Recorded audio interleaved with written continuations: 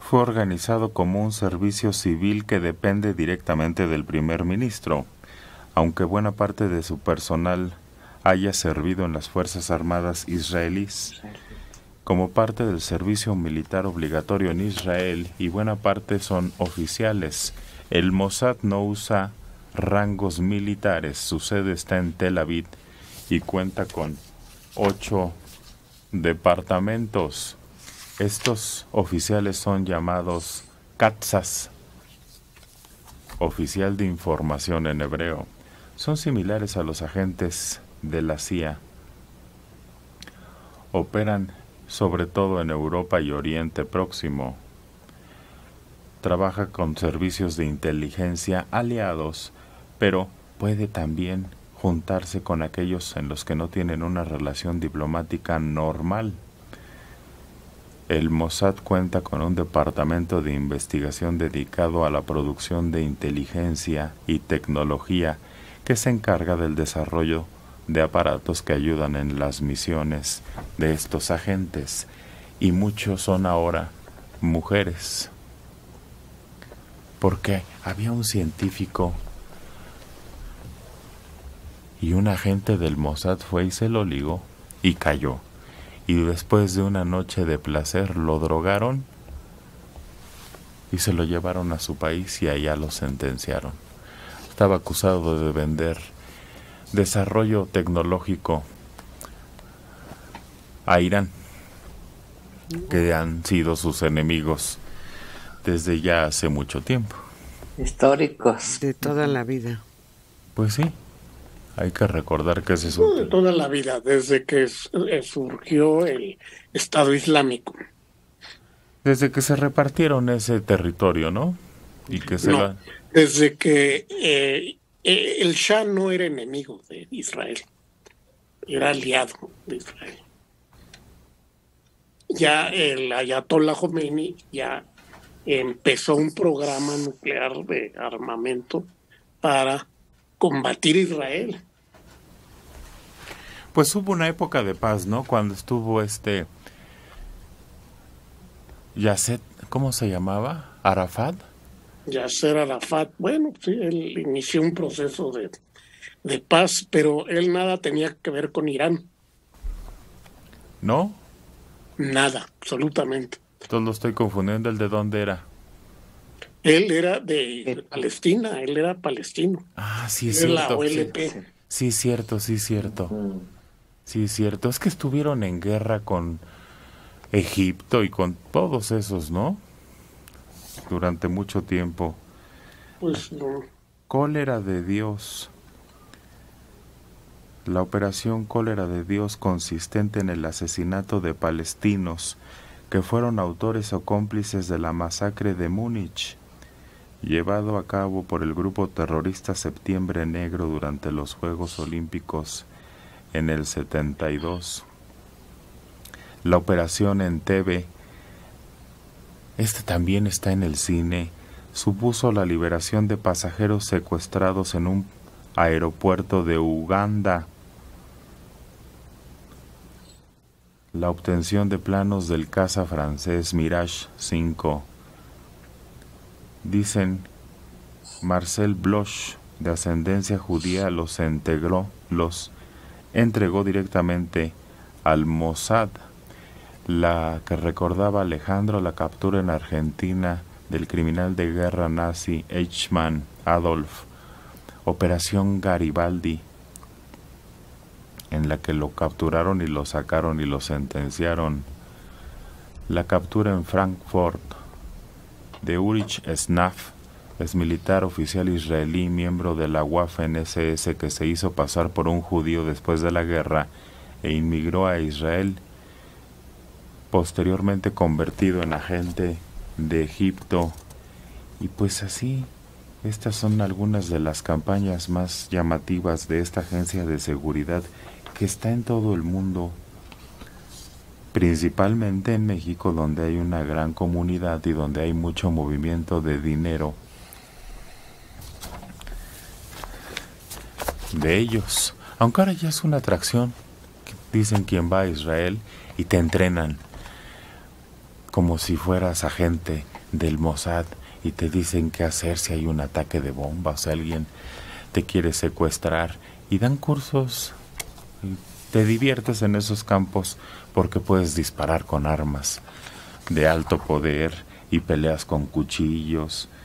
Todo esto se volvieron consultores de seguridad muy importantes en todo el planeta, pero en México esos, ahorita que me acuerde, esos casos son los más llamativos. Esos tres en particular, pero si no mal recuerdo, ¿se acuerdan cómo estuvo de violento Nuevo León y sobre todo Monterrey a principios de este siglo? Que rafagueaban en el barrio antiguo y las cantinas y todo eso, y que al parecer la imposición de la seguridad fue gracias a que se llevaron grupos, no sé si del Mossad, pero de este tipo de policías entrenadas en Israel, y que permitieron en un momento dado poner orden, no eliminar ni erradicar la violencia, porque ahí sigue, pero sí disminuir esta tensión que vivió Monterrey durante muchos años, y que quizá uno de los momentos más terribles fue lo de el incendio del casino, que cobró varias víctimas de mujeres y hombres que estaban ahí pues pasando un rato jugando a las cartas o a la ruleta, no sé. Pero la seguridad llegó a través de este tipo de grupos de Israel. El Casino Royal, no, pero antes, es que lo que estás diciendo, mira, empezaron los secuestros en Nuevo León. En 72. No, porque esos fueron de índole revolucionaria. De la guerrilla urbana. Exacto. Política. Y eso es otra cosa. No, empezaron los secuestros por dinero y trajeron a un grupo de israelitas. Pero fue desde los años 70, más o menos. No, fue mucho, No, fue en los, fue en los esta ola de 80, 90. de este siglo. Sí, fue mucho después, 20 años después de eso. Era ciudad cero secuestros, Alejandro. Era una ciudad cero secuestros. Todos los empresarios sabían que ahí no iban a ser levantados ni agredidos en su patrimonio, porque tenían esa seguridad. Y tenían sucursales no solo ahí, en otras ciudades de México se establecieron, donde los secuestros eran muy importantes y los empresarios tenían mucho dinero. Por eso te digo que, mira, lo que detonó la captura del Mochaorejas, dicen, secuestraron al hijo de los Nieto, que son gente muy poderosa en el Bajío, quizá una de las familias más importantes, y los trajeron. Y ellos ubicaron donde tenían al muchacho. Y también dictaminaron que estaba muerto, porque se acuerdan que eso hacían, lo presentaron maquillado y ya había muerto hace varios días, pero para seguir extorsionando a la familia. Y ellos dijeron, aquí está el muchacho, lo encontraron donde lo tenían enterrado. Y dieron la ubicación del Mochaorejos y le echaron el guante y dejaron una agencia de seguridad en el Bajío para proteger a las familias muy ricas.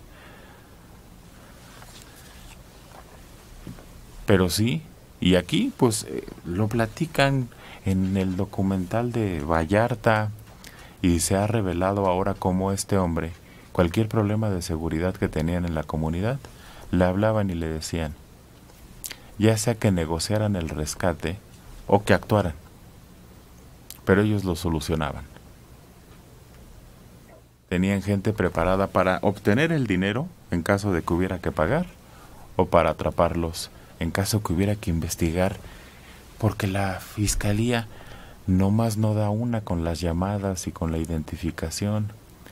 ¿Ya vieron el documental del caso Narvarte que acaba de salir? Increíble, ¿eh? ¿Ya lo viste? Ya. Híjole, pues te das cuenta de que es totalmente ineficiente nuestra policía de investigación. O que definitivamente hay una colusión ahí entre la autoridad y la delincuencia, o peor tantito, que y lo hemos dicho aquí, que para evitar quedar como malos gobernantes, ineficientes, ineptos, montan y construyen un caso que no tiene nada que ver con lo que realmente sucedió, que es una de las hipótesis más interesantes ahí, que cómo se salía del problema Miguel Ángel Mancera, que era el jefe de gobierno, cuando no tenían ni idea de qué había sucedido, ni por qué llegaron a matar a las otras dos mujeres, y entonces lo quisieron meter como que el periodista, el fotoperiodista, pero luego la señora que trabajaba en el servicio doméstico. No, una cosa que hasta que no lo ves casi como cuadro por cuadro en el documental, te das cuenta de lo desaseado que trabajó la Procuraduría General de Justicia de la Ciudad de México. Descubrieron un número telefónico, por poner un ejemplo, de los criminales, los asesinos que estuvieron en el asunto. 3 veces se equivocaron en el oficio donde se pedía información sobre ese número. De número, se equivocaban de compañía, 3 veces. Y luego la autoridad, tenemos un video, por cierto, de los automóviles, ¿no? Y se lo enseñaban. Y luego les enseñaban otro donde ahí se ven los 3 asesinos, pero antes les habían pasado un informe de que hablaban por teléfono entre ellos y van caminando en la banqueta juntos en el momento en que dicen que se estaban comunicando por teléfono. Es sorprendente lo mal que está hecha esa investigación, es increíble. Pues mira, daría risa, Dora, pero no sabe uno si es ineptitud, como dice Alejandro, o es... A propósito. Podría ser. Sí. Proteger a alguien porque están hablando de una red de trata de personas que genera millones de pesos de ganancias. Sí, que genera millones y que bajo la promesa de trabajo se han contratado o se han traído al país infinidad de jóvenes de diferentes puntos de diferentes países. Y en este caso, en especial, creo que una de las cosas que contribuyó para que se señalara de manera brutal fue la nacionalidad de una de ellas, colombiana. Suficiente. Colombia igual a droga. Y entonces esa fue una línea de investigación. La otra, que ahí era una casa prostíbulo de nivel medio y que ahí se contrataba. Esa es otra línea. La otra, que el fotoperiodista estaba perseguido por las autoridades de Veracruz y venía huyendo porque había amenaza de muerte. La otra, que había un cargamento de droga y que estos tipos eran el enlace para ir al... Total, un desastre. ¿Torpeza de parte de las autoridades? Sí, yo creo que funcionan a un nivel por debajo de la normalidad. Pero además, aprovechándose de eso, la corrupción al interior, a la hora de elaborar el expediente, que sabemos que en infinidad de casos se han caído las investigaciones por esa mala elaboración.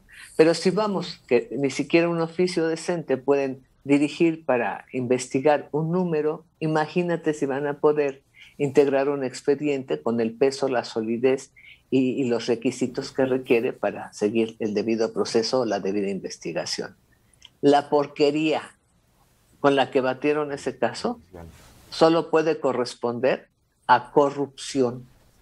Y desde luego un déficit de parte de la secretaria o el secretario, no sé quién.